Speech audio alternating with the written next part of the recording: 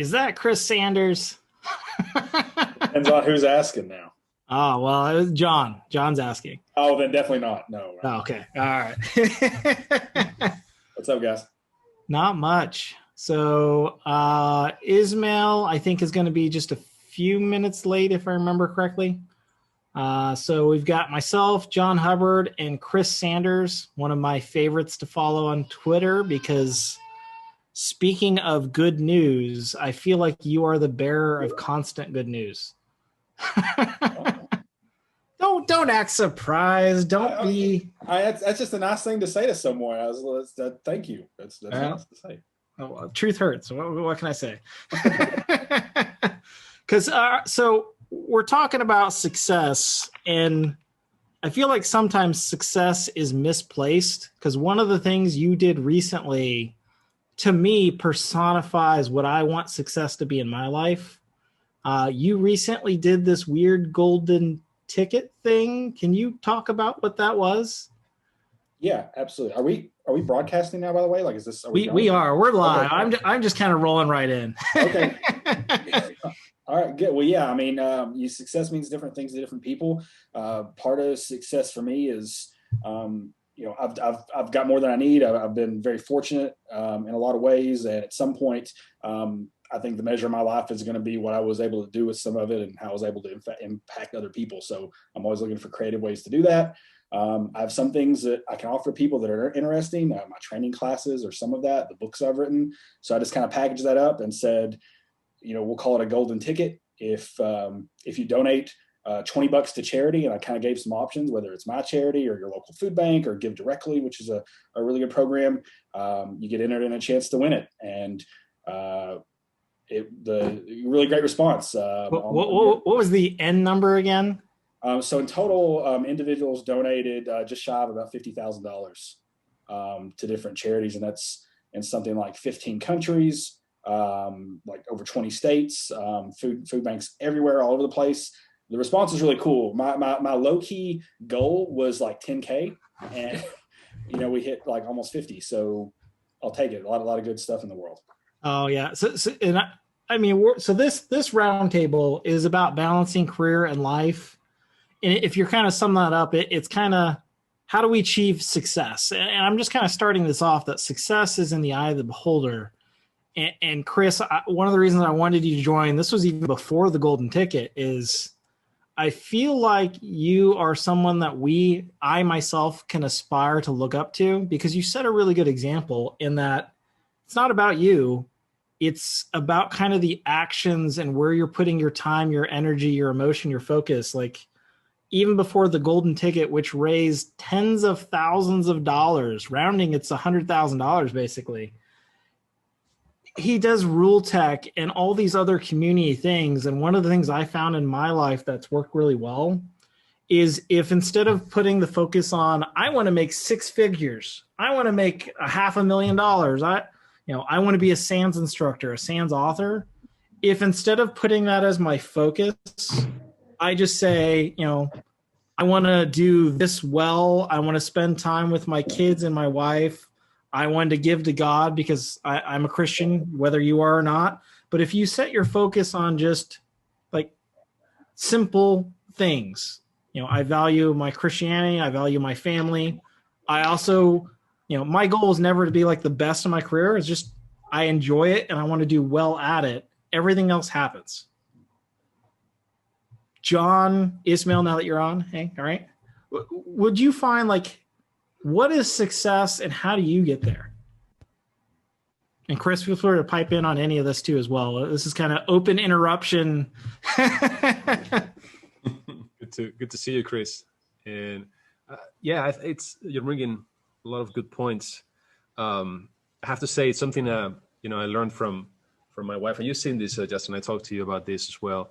There's something called like the circle of life or something like that. I'm not talking about Disney movies here, but it's about balance, right?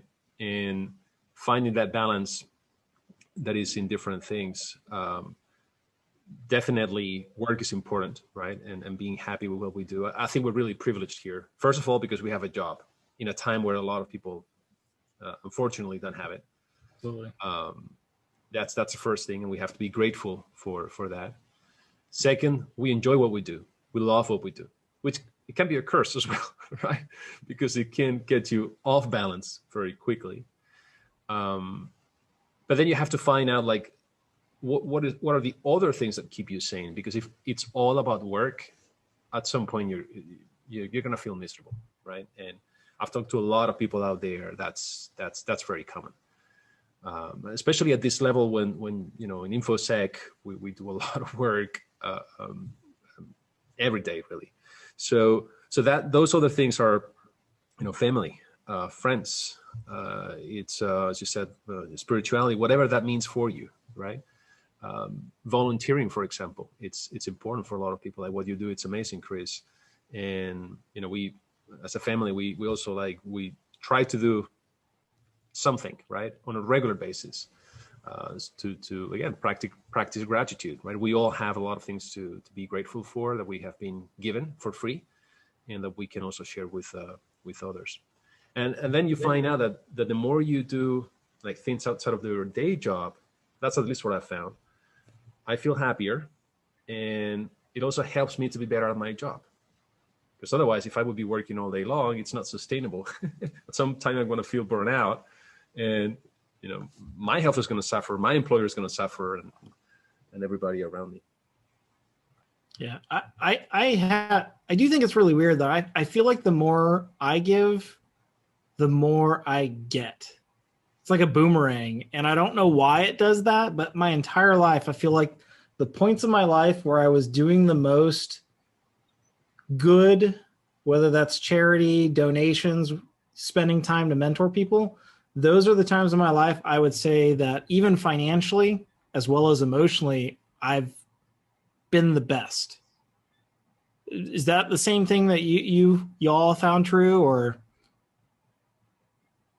Yeah, I would say on that respect, like, your own success is one thing, and that's satisfying and fun to, chase. But one of the things that most people, I think, also like is helping others, right? And ensuring and helping them attain that same level of, whatever joy it is that you found. And so, it's the giving back and the, teaching and kind of aspect, that's one of the things that draws me to SANS, of course, is being able to help people through the same struggle and journey that I went through, coming into InfoSec, and guiding them along the way and that sort of thing. And so I think that's probably a pretty universal, like, everyone gets that warm, fuzzy feeling with that sort of thing. So it's not at all surprising to me that that's when you feel like the most alive and the most engaged and the most like payback in the work is when you're making a significant difference with others.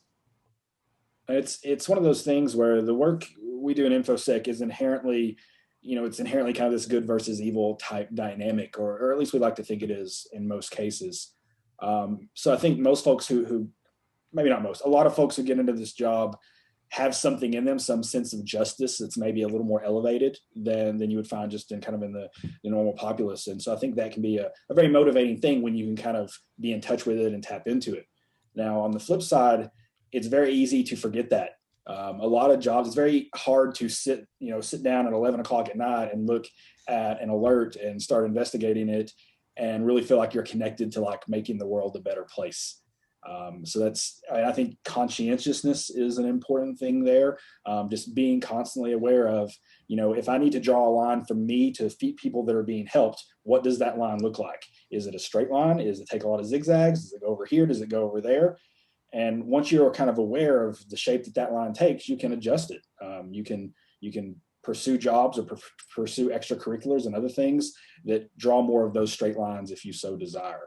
But thinking through that and awareness of that is pretty critical, I think, just to about proper balance and kind of long-term happiness, both proactively and reactively. So am I hearing awareness, but I'm kind of reading into this that what you're saying is that some of your success, and let's be clear, I think everybody in the panel considers everybody here successful, that it's making sure you sit down and do short-term, long-term goals and bring that awareness to a game plan.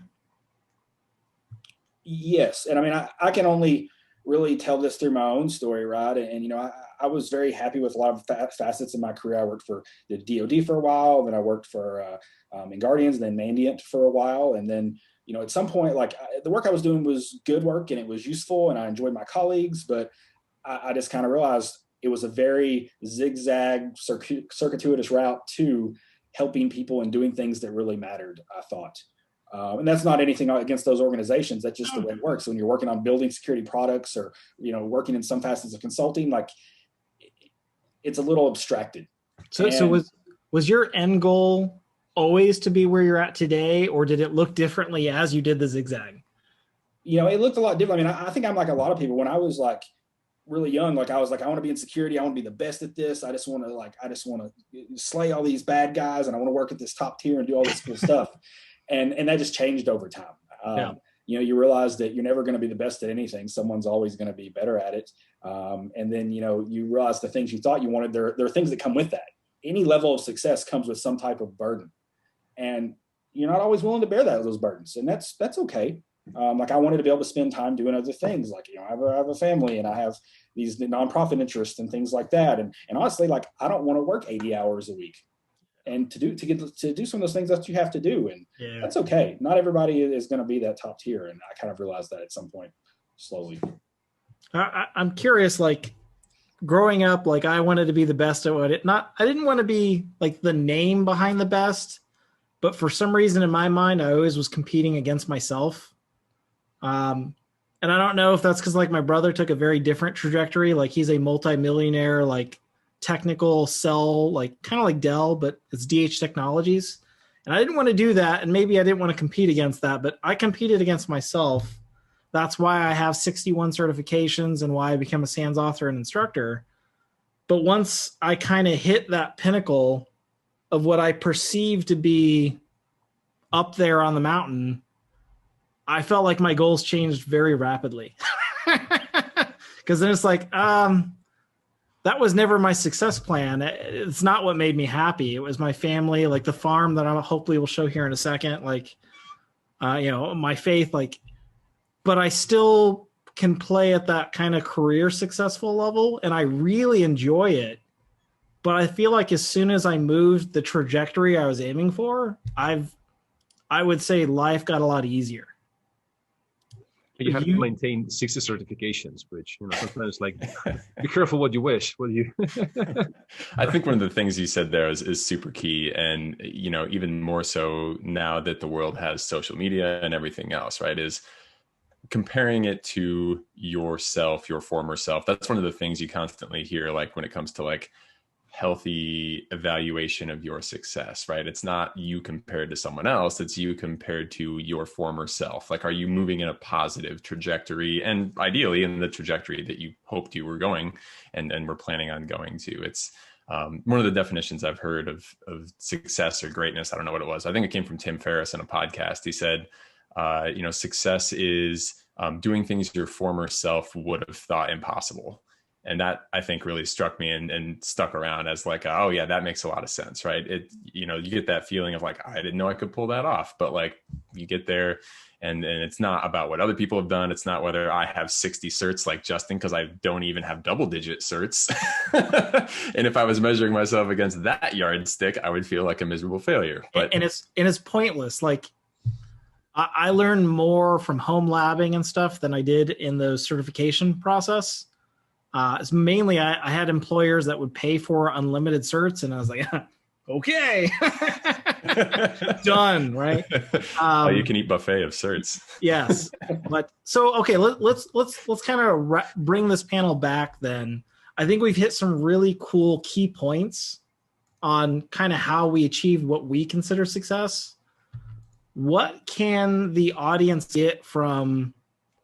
Whether it's how do you define success, which I feel like we've kind of hit on, but maybe how do they set themselves up on the path to do that? Like I kind of mentioned goals, but like what are actions they can take to be happy in life and go towards the goal of success, or maybe define what that is? So what I like about that tool that I mentioned before, like the circle of life that my wife taught me, is that you can actually assess yourself. You know how we do like gap analysis, right? In security, kind of the same idea. you can look at all those domains and say, well, what is that I spend most of my time, my energy, and is that making me happy, right? And it could be sometimes as simple as I don't know, I'm gonna learn cooking. I'm gonna do my own cooking. I'm gonna cook more at home instead of eating a lot of food from ordering food, and that will make you feel better probably, and that's something that can contribute to happiness. Or find some little project where I can start volunteering. Nothing like huge or big like what Chris is doing right now. I'm sure he started with something small as well, and eventually got to where he is today.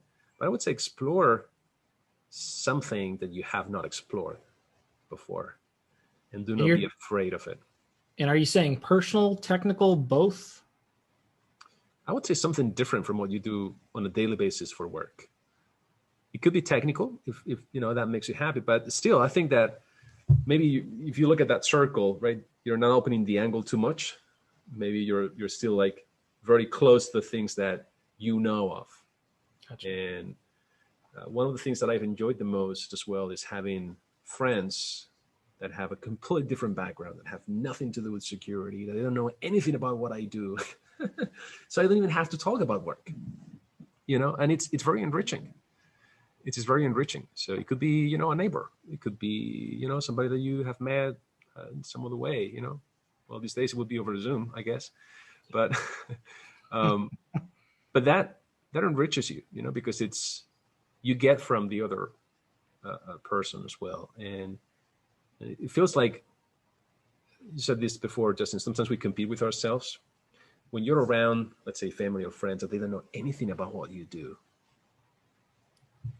I feel good about that, because you don't have to justify yourself, or nobody cares why you work 80 hours a day. You might feel like you're really successful. Most people around you will think oh, poor guy, he's working 80 hours a week. And you think about it, how many non-IT family friends, when they ask you what you do, you just kind of go be like, I teach for a living. I'm a teacher. Oh, brr. It's like, I mean, I usually give kind of a very basic explanation, because I find when I'm with those folks, I don't want to talk about my career because I don't want them to either glorify or build me up, because it's so awkward if people think you're the top dog in the room, in my opinion. I don't want that. I don't like it. It makes me feel awkward. So I always massively downplay my career success, if maybe you want to be top dog in the room, that's my brother, and there's nothing wrong with that. That's your prerogative. I just personally don't want that. Ismael's like, no, I'm top dog all the time. Oh, no. I know he doesn't have to say it. Everybody just knows. They just assume Ismael's yeah. Oh yeah. Yeah. I mean, I feel like the most successful actionable item I could give everybody is once a year come up with 10 goals and do the whole SMART goals where they're actually actionable. Don't worry about getting this complex measuring system, but you should be able to tell if you're hitting your trajectory. I did that my entire life from the first year of college, and I still do it now. And to me, I usually did 5 to 7 career specific goals, but I always put personal goals in there too. I want to tithe more to the church. I want to give more donations. I want to learn how to teach my kids to be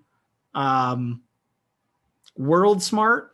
How do you manage your, you can be quote unquote millionaire at $50,000 a year. It's about saving money and not living above your means. Life skills like that, I'd have personal goals of, how do I teach my kids that?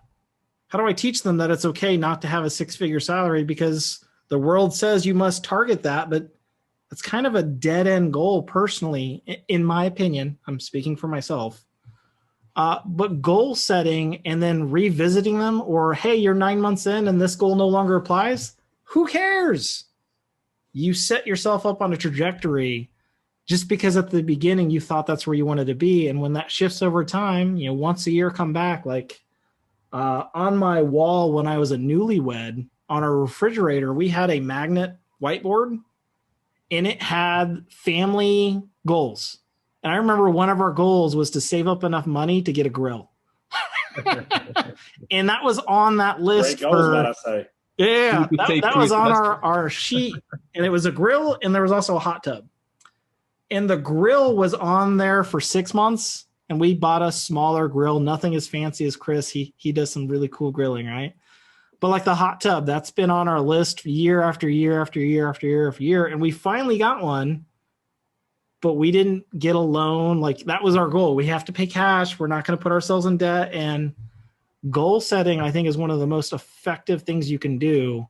And offline, if you want to talk to any of the people in this channel, I bet you money you could email them, Twitter them, and they'd be like, hey, I'll help you. Like run your goals by me and I'll encourage you, because every one of these panelists, they are people who are really good at encouraging others. The one thing I put out it was like a thread tweet, I think on Monday or something, on this, tactics for reaching for very far away, larger, complex goals. And it was like a thread of 5 of my favorite books kind of around that topic. But yeah, I mean, the theme in basically all of those things is, you pick the end point that you hope doesn't shift too much along the way. And if it does, you just adjust. But breaking it down into smaller pieces, breaking those smaller pieces into like daily actions, right? And so as long as you're hitting those things you're doing every day, like you are basically guaranteed to end at the point that you're trying to look for. And that's one of the books I had tweeted out was a book called The 12-Week Year. And that was kind of the idea of that. It's like, if you say January 1st, like December 31st, I want to be here, you're going to ignore it for 9 months and then try to rush in the last 3. And then you might get there, you might not. And they're like, it's just kind of a mindset shift thing. They're like, aim for something every quarter instead. And that kind of puts the heat on, and then you break that down into further things and, prioritization and all the other stuff to it too. But just decomposing things into the smallest possible tasks that you do every day, and then just doing those things over and over, whether that's, technical practice on something, whether that's exercise, whether that's anything else, right? Everything can follow that process. And, shocking amount can get done in a year of small daily action. And I like that you say that, because I think one of the biggest problems I see is not starting. Like, give me 5 minutes, because your 5 minutes will turn into 10 minutes, 15 minutes. Oh, I'm starting to enjoy whatever that thing is. So breaking it down and just do something. Quit overthinking it. Just get started. Yeah. Day one day at a time. Yep. Absolutely. Yep. The other thing is, a lot of people are scared to get started from, especially in this industry, like imposter syndrome and just like, am I going to get criticized? Like all that kind of stuff. And so a lot of stuff that probably would be awesome never gets created out of pure fear. And, that affects everyone. But after you try it a few times, you will almost certainly realize that was not as scary as I made it out to be.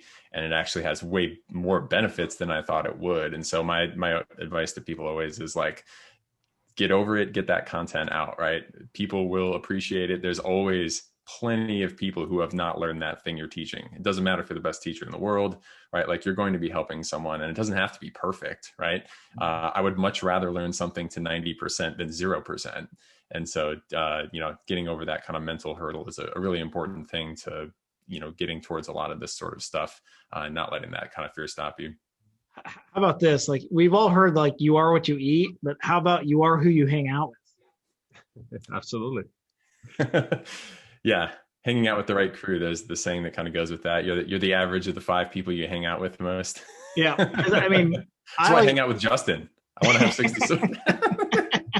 I mean, there's truth to like, I feel like when you get with the right crew, rather than if you're with the wrong crew, like let's say you're with 5 people, but they're constantly negative and like, not to be whatever, but it's like drama, bad things are happening, the world's on fire.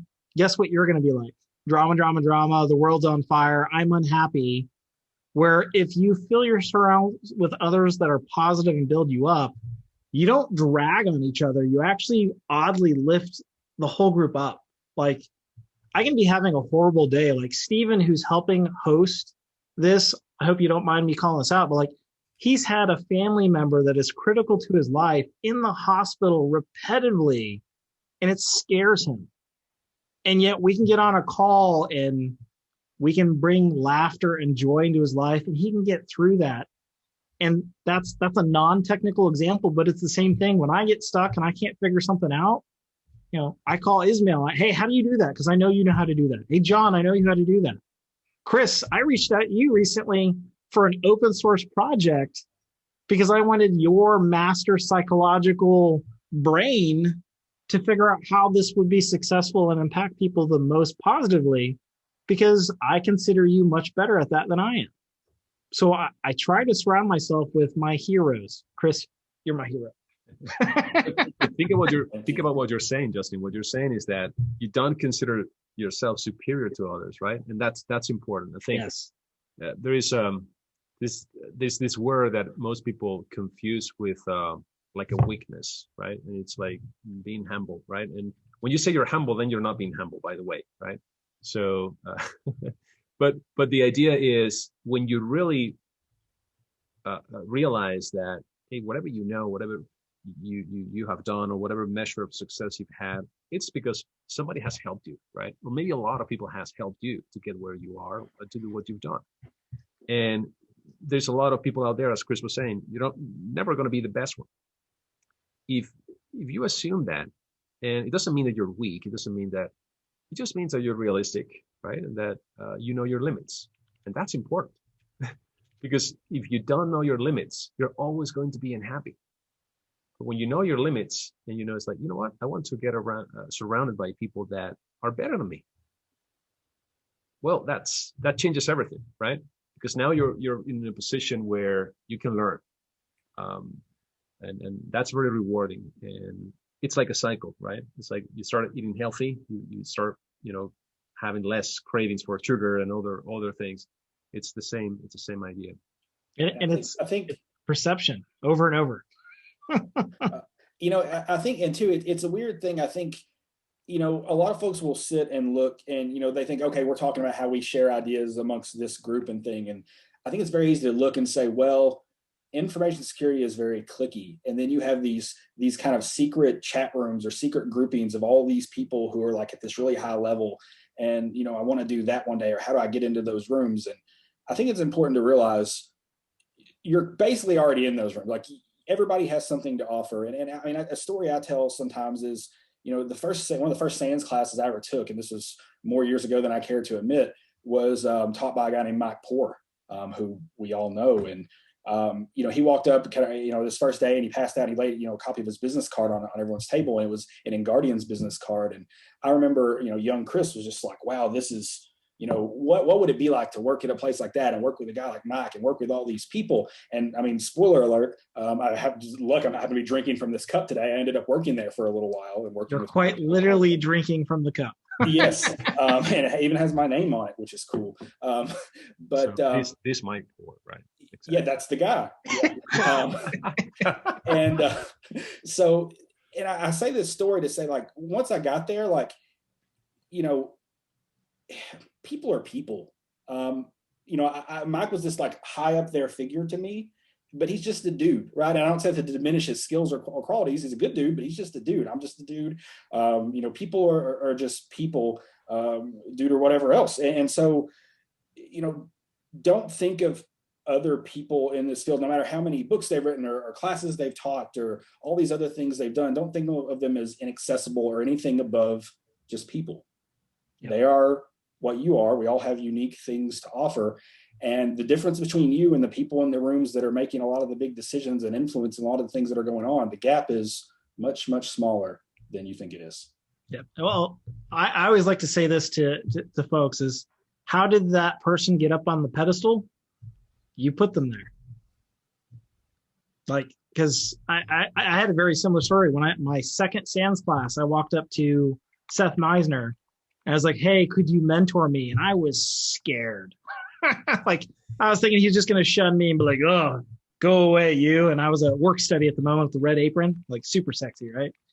And he said yes. And I was totally shocked. And that's how I got into SANS, was actually through Seth. And again, I feel like we put people up on the pedestal when they never asked to be there. I don't think anybody on this panel considers ourselves like the over super mega awesome rock stars of InfoSec. We're just people. And hopefully we want to help, and not everybody will. Some people you ask, they'll step on you, but surround yourself with the right people then. Try again. All right. So, and I did see a question in chat, like someone starting in InfoSec who has minimal infrastructure skills, what can they do to level up their game? So this one's a little bit more career specific, but towards the technical trajectory, but someone want to answer that one? Like you're just kind of starting off, you've got a little bit of IT background, like how do we improve upon that if that's their goal? I'll start this, and I'm sure others will have something to add. The key to really any type of focused learning is deliberate practice. Those two words are very key. When you think about practice, I think about it in terms of sports because I'm a sports guy. You're doing specific things to build specific skills. If you're playing basketball, you're not just scrimmaging all the time. You're practicing free throws. You're practicing defense. You're running. It's breaking down complex skills into simpler things. So, you may, if we're talking about infrastructure skills, web servers are a big part of security. How things communicate over the internet. Well, that means I need to learn how to set up a web server probably. So how to set one up, how to configure one. They're not really that secure by default. So I need to secure one, maybe set up HTTPS. I want to know how to communicate with one. So I'm going to do that with a browser, maybe use some Wireshark, intercept some packets, things like this. So you start breaking these things down into individual skills. And then you deliberately make time to focus on these specific things. And here's the key. It is not practice unless you have feedback of some sort to know that you are doing it right. Some things inherently do that. So if you want to learn pen testing, well, if you're breaking into something successfully or not, it kind of comes with its own feedback. On the blue team side, we have a little bit harder of a challenge because if you're not seeing something evil on the wire, you don't know you're not seeing it, right? But there are ways around that, and Sands and me and lots of other folks provide opportunities in classes and things to do that. But finding some type of feedback, either technical means or through some type of mentor or something like that, and then deliberately practicing anything is the key to building skills in that area. Yeah. More to follow that on, I think the more generalizable form of that is anything you're trying to figure out, like define exactly what that thing is, right? So what does infrastructure skill mean to you? And Chris listed a bunch of things it probably would mean in many organizations, but it might be different to you. And again, like before, break that down, into smaller bits, focus on the bits, and then make sure you have some kind of, repetitive process and feedback to tell you you're doing that. There's a book that I believe talks about the kind of environment to create the deliberate practice thing. It's called Peak by Anders Ericsson. And I just dropped a link to that in the chat room in the live event discussion one. If you're interested in some of the principles that can help you get into the right headspace to do that kind of deliberate work, that's a great resource on that sort of thing. But yeah, ultimately it's like, what does get better mean? Once you get better, you're like, I feel better, but going in the other direction, right? You have to have that endpoint and break it down and work on those individual items and then get that verified. And keep in mind, the more you know that you don't know, and don't be concerned about that. I'll second that book too. Peak is really good. It's not just Anders Ericsson isn't just some person. He basically did all the science on this. He passed away very recently, which is very sad. But he is the researcher who discovered, and he is the expert on experts, so to speak. And the book is very accessible, but it also has the ability to allow you to pivot to actual research papers and the supporting science, which I think is important. He cites the sources of which is often his own work. And I would also add, and I love those references. I remember reading Tim Ferriss right about that deliberate practice, and it just works for everything, right? Not just for technical work or InfoSec. It's just for anything really. But I would also suggest that choose to start with something that it's close, where you have some skills already, right? You said, I don't know anything about infrastructure, but maybe you're really good at, planning or strategizing, or, find out what is that you have.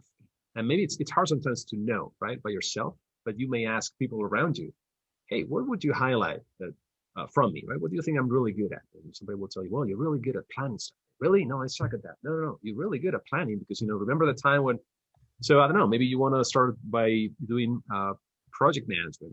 I know for a lot of people would sound like boring, but maybe that's something, that can get you closer to that field. So you can start like looking at what these projects look like, and then pick something that you're really interested in.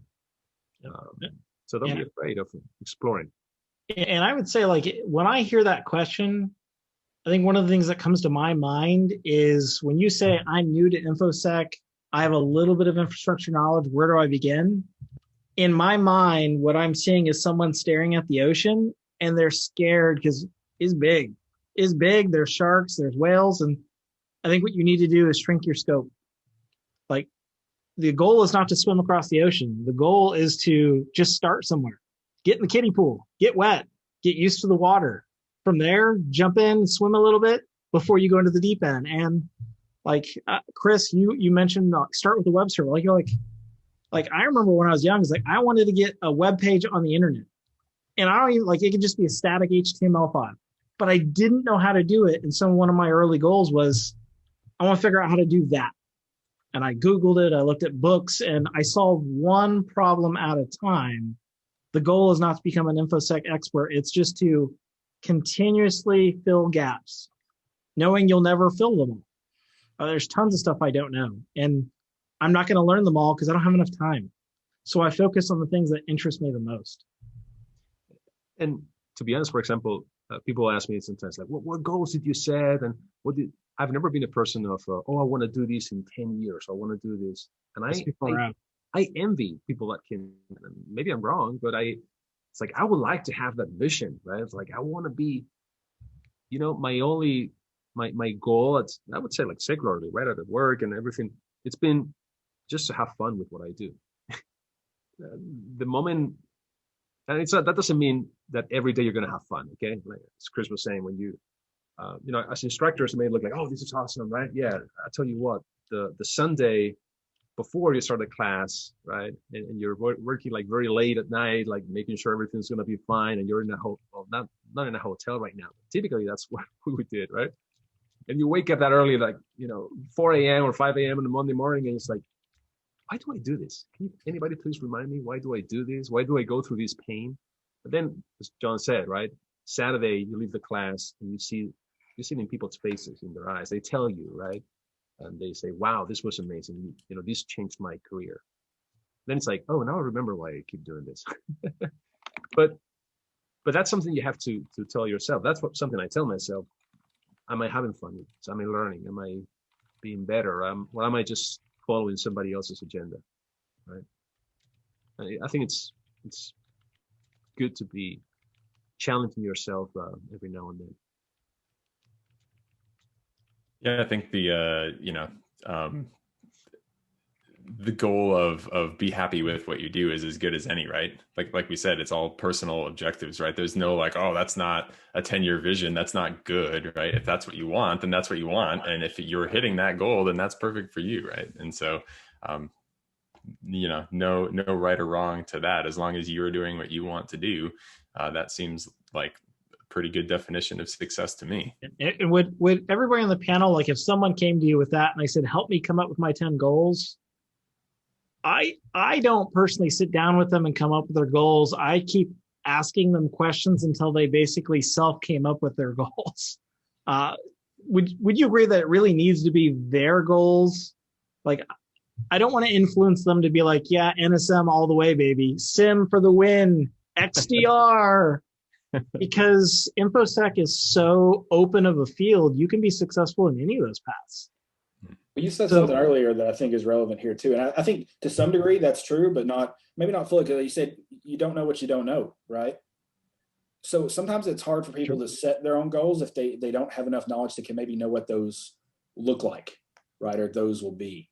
So I think, if we're talking like kind of like a mentorship type thing, certainly I think, for the most part, yeah, we do want folks getting and setting their own goals, but I think it does have help. It is helpful for many people to help them set those a little bit more deliberately and such that you're saying, if you want to do X, this is a goal you should have. Because if that goal sounds really off the wall to them, well, then maybe you actually don't want to do X. You don't want to do that thing. If they say, I want to be an incident responder.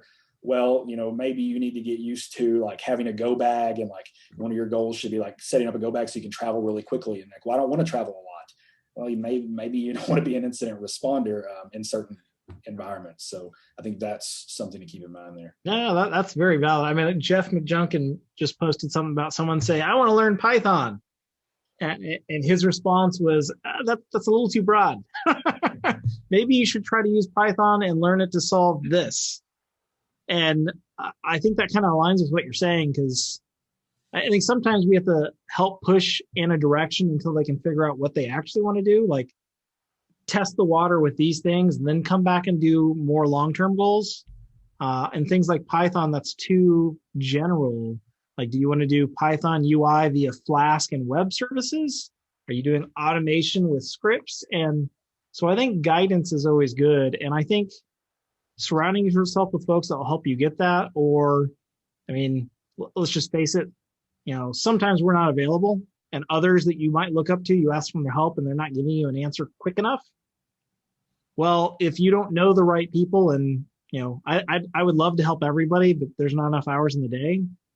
What resources would you push them towards to help try to self-define that? Like, is it webcasts? Like you've mentioned multiple books, each of you. I'm a firm believer. I like a book, audiobook, physical book, digital book.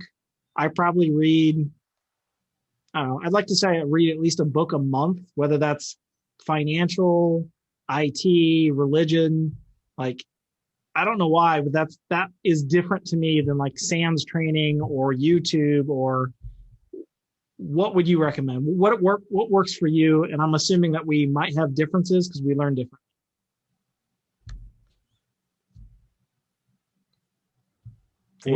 For me, it's hard now to find the time, to be honest, to sit down and read a whole book cover to cover. But I still force myself to get those books and to at least like go through the sections that I'm really interested in.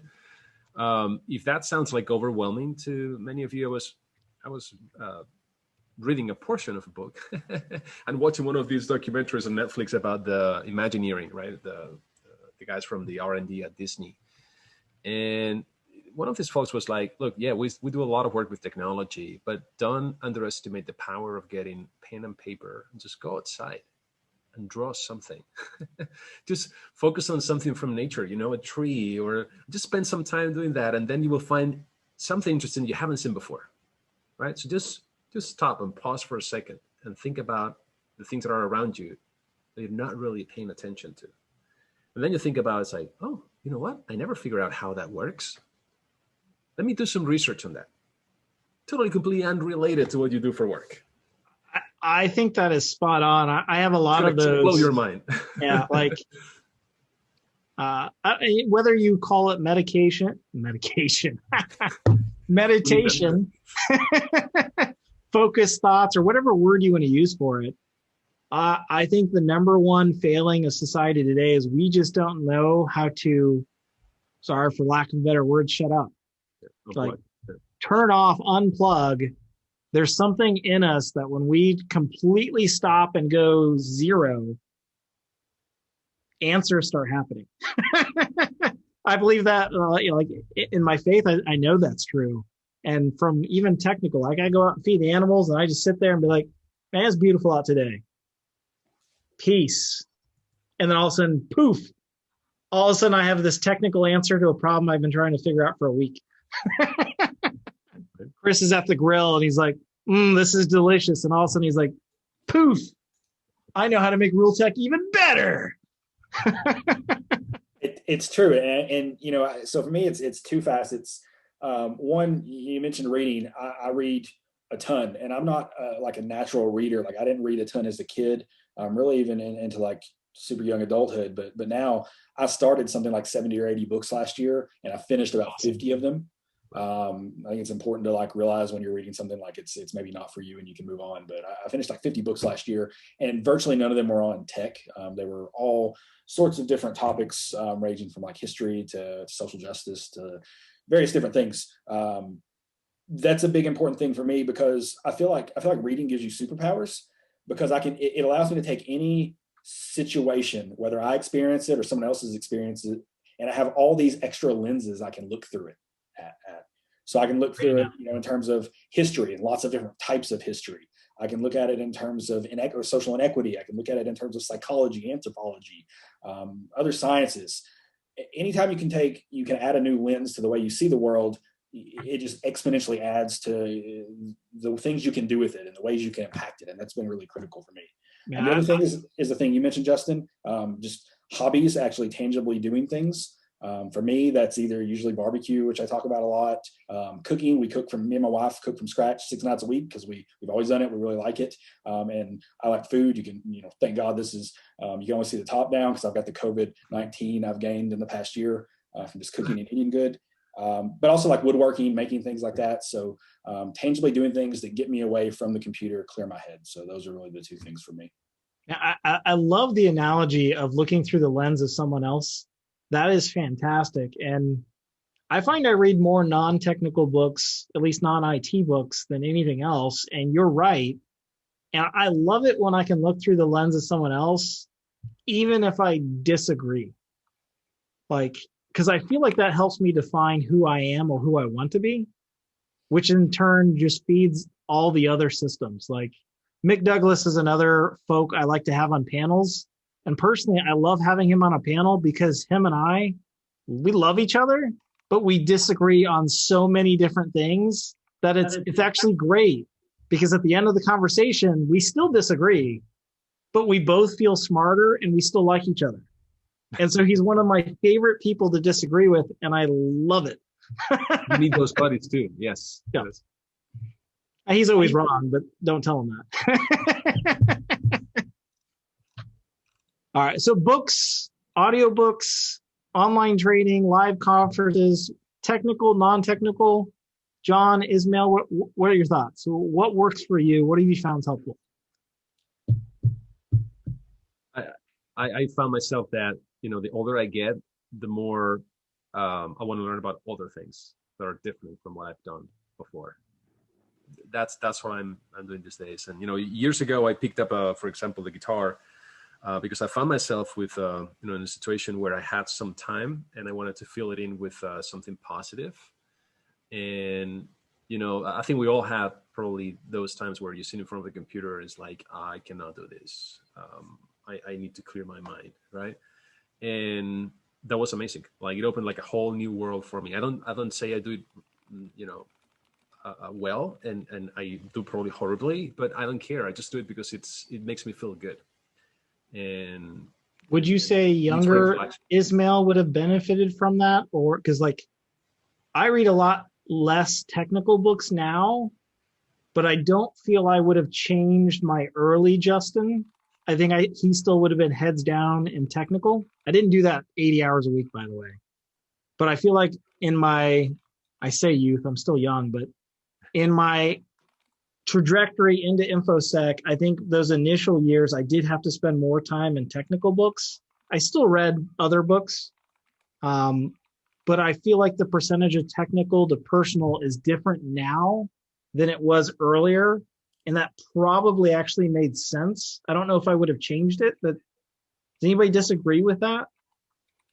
I think it's just natural. I think Chris was talking about that before, right? How when you're younger, you tend to think that, put everybody else in the pedestal. You tend to think that, all these things are awesome. That's what you have to do. And then, but I think the pedestal example, though, is something I feel like we shouldn't have done that we just naturally do. But the ratio of technical to non-technical, that might actually made sense just because, and we say youth, I think it's really experience in InfoSec youth, not age. But if you're career changing in InfoSec and you're early on, I feel you do have to do a little bit more technical and you can't enjoy as much of the non-technical, but you should absolutely still have non-technical stuff in there. Absolutely agree. And the reality is I've always, because that's what my, parents taught me and what we lived and what I saw growing up. My parents worked to live. They didn't just live for just working, right? And so that's what we learned. And, have I worked long days and many hours? Yeah, I still do sometimes, many times. but it's because I have to do it, right? But it's not my goal. It's not what I try to do, right, on a regular basis. So it's always been like that, and I am completely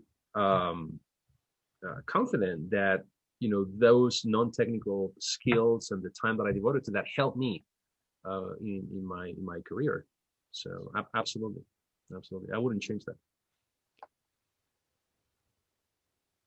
All right, let's. Nobody's talked about audiobooks yet. I keep saying it. I'm gonna force it out of somebody.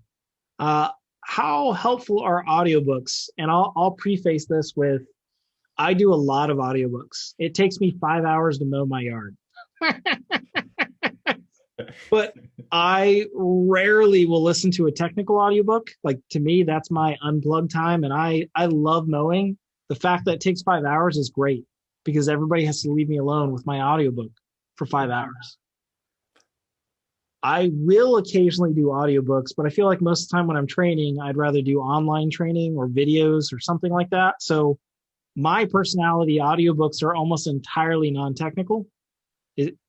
Were you like podcast? I'm not a big podcaster. John, I think you do more podcasts. I very rarely do podcasts. Don't take away my mowing time. But why is podcast work for you, or maybe I don't really use it? And I know the answer. It's a personality thing, but where do you use those different available resources? For me, podcasting was a big source of learning and a way of doing two things at once, as long as one thing was kind of more repetitive mechanical motion. Like, I'll go running and listening to podcasts and all that kind of stuff. That was for many, many years, and still is in a lot of cases, like the other thing I do when I'm just moving or cleaning the house or whatever.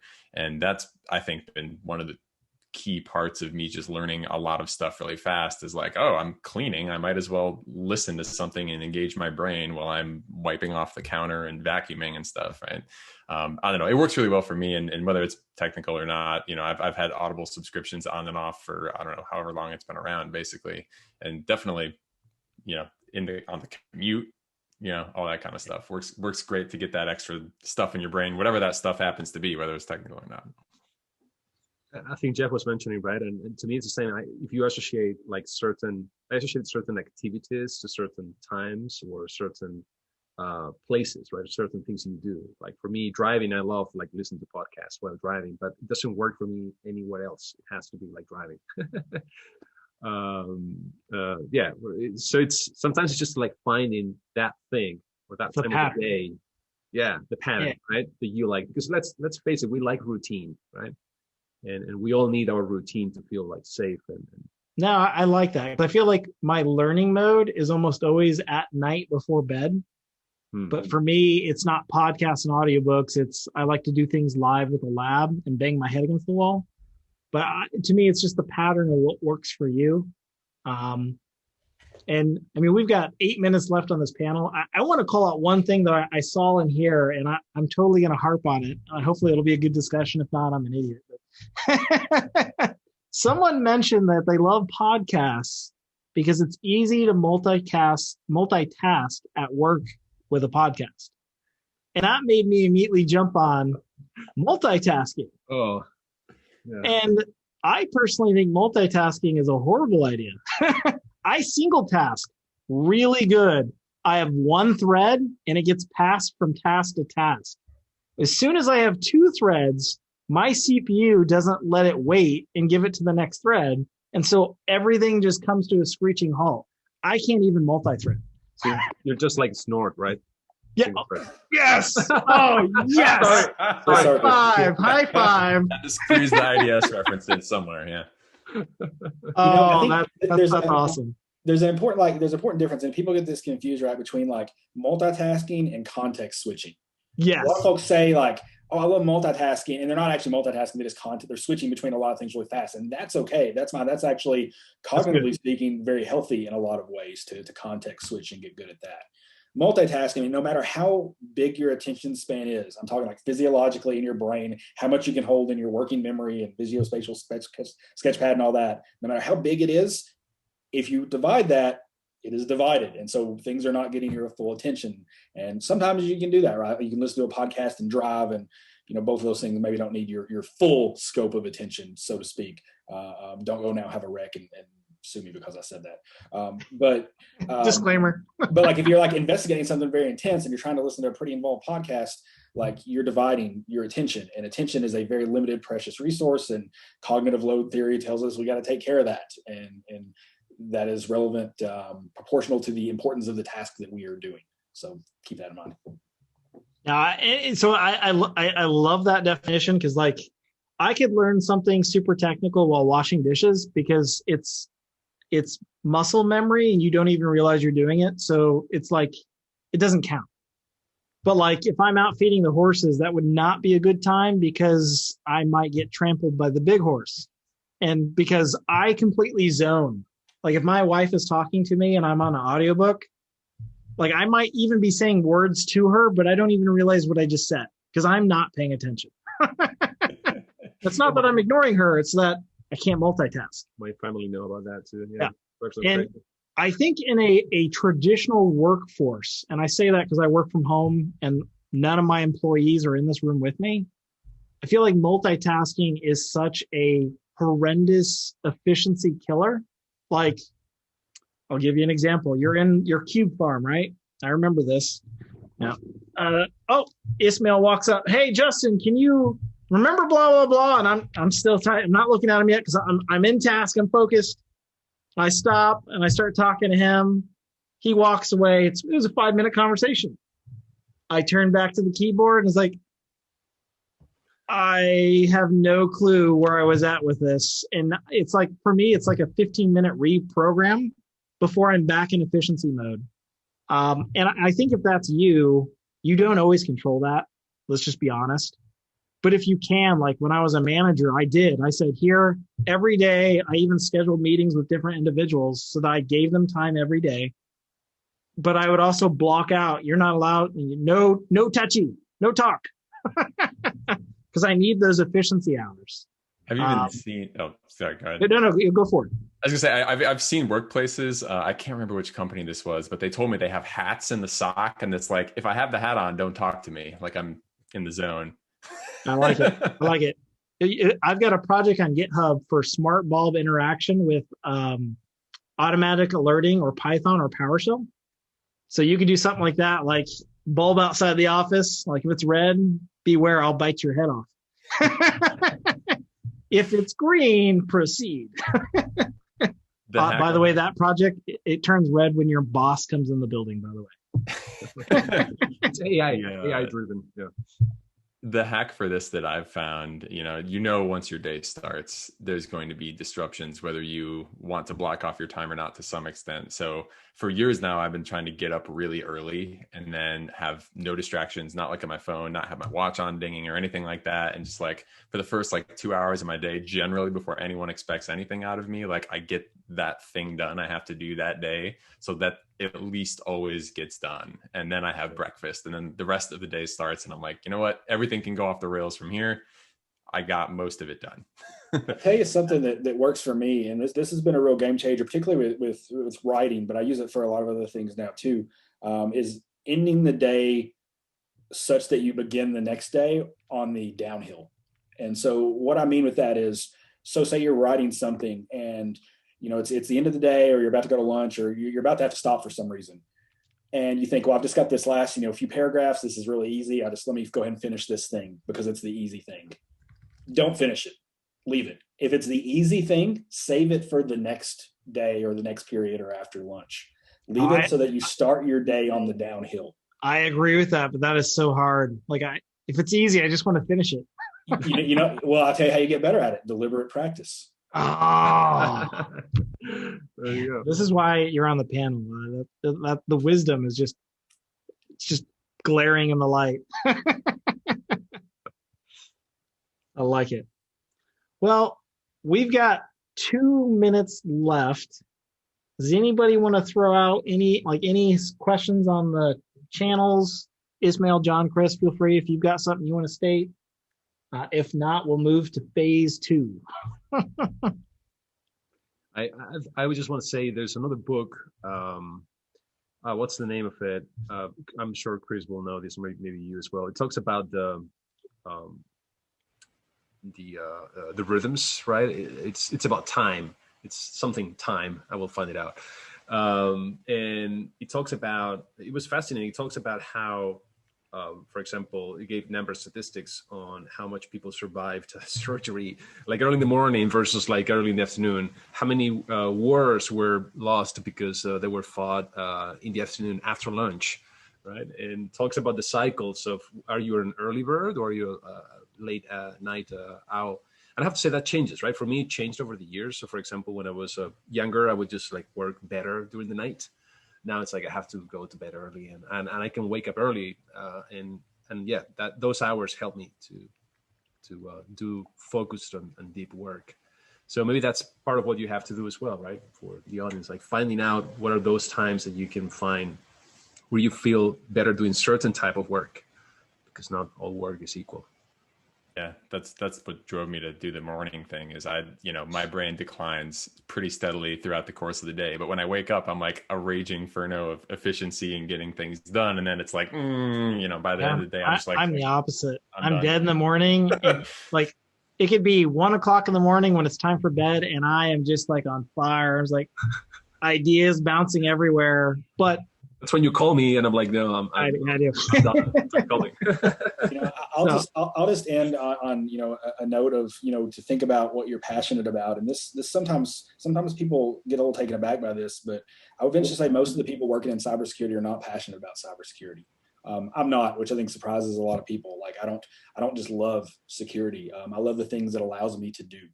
And I love the things it can enable for other people, and the justice that it can serve, and the ways it can help people. And I think when you really think about what you're passionate about, and if you can really figure that out, well, then you can worry a little bit less about things like long-term goals. Those are a good thing, but you can think about more like guiding directions. And as long as you're heading in a direction, well, the goals, those are going to change and whatever. But as long as it kind of meets that guiding direction, that's a useful thing. So we kind of tend to get into this whole cult of passion thing in InfoSec, where people think you need to be doing this stuff 80 hours a week. And if you don't have a GitHub page, like how can you even work in this industry? And it leads to a lot of gatekeeping and a lot of really horrible things. So I guess I would just leave folks on this job interview note. Questions that ask you, what do you do in your free time? Oh, it's not IT?